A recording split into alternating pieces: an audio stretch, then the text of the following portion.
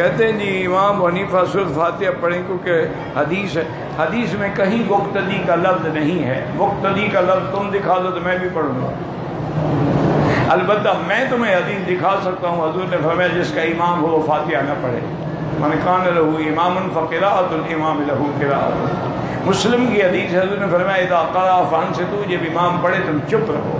تم نے ایک حدیث پڑھی ہے تو عالم بن گئے ہو، باقی حدیثیں کون پڑھے گا؟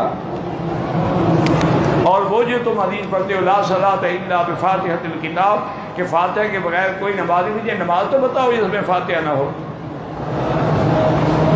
میں نے نہ پڑھی، امام نے پڑھی، تو نماز میں تو فاتحہ آ گئی نا. یا تو اس حدیث میں مقتدی کا لفظ دکھاؤ.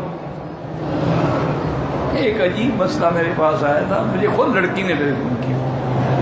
اس نے کہا کہ میرا جو خامد ہے وہ رمضان المبارک کے مہینے میں مجھے پابند کرتا ہے کہ بھی تم بالکل افطار کے وقت میں بالکل اپنے بیڈ روم میں تیار رہنا، کیونکہ اس اللہ نے روزے میں 3 چیزیں بند کی ہیں، کھانا بھی بند، پینا بھی بند، بیوی سے جماع بھی بند. کھانے سے بھی افطار ہو جاتا ہے، پینے میں تمہارے ساتھ جماع کر کے افطار کیا کروں. اور نے کہا جی میں ایک عذاب میں مبتلا ہوں. وہاں سے امام اللہ اکبر کہتا ہے اور یہ جماع شروع کر دیتا. یہ تو اپنی خواہش پوری کر کے غسل کیا، بھاگ گیا، نماز میں پہنچ گیا. میں عورت کی درجہ ہوں، میرے آخر بال ہیں، پانی سے خشک ہوں گے، نہاؤں گی، پھر جا کے نماز پڑھوں گی. دوسرے کمرے میں بچے جو ہیں وہ افطار دسترخوان پہ بیٹھے ہوئے اور یہ یہاں اندر افطار کر رہا. انا للہ و انا الیہ راجعون. یہی ہے ہم جو کہتے ہیں کہ حدیث جو خود سمجھتے ہیں نا، پھر یہی حال ہوتا ہے. وہ اللہ کے بندے ہیں کہ اس عمل پر کبھی اللہ کے نبی نے یا صحابہ نے بھی عمل کیا کہ تمہیں سمجھ آیا؟ کچھ تو خدا کا خوف کرو. پہلے تو اسلام میں یعنی جیسے دن کو میاں بیوی کا ملنا منع تھا روزے میں، اسی طرح اگر رات کو سو گیا اس کے بعد بھی منع، کھانا پینا بھی منع.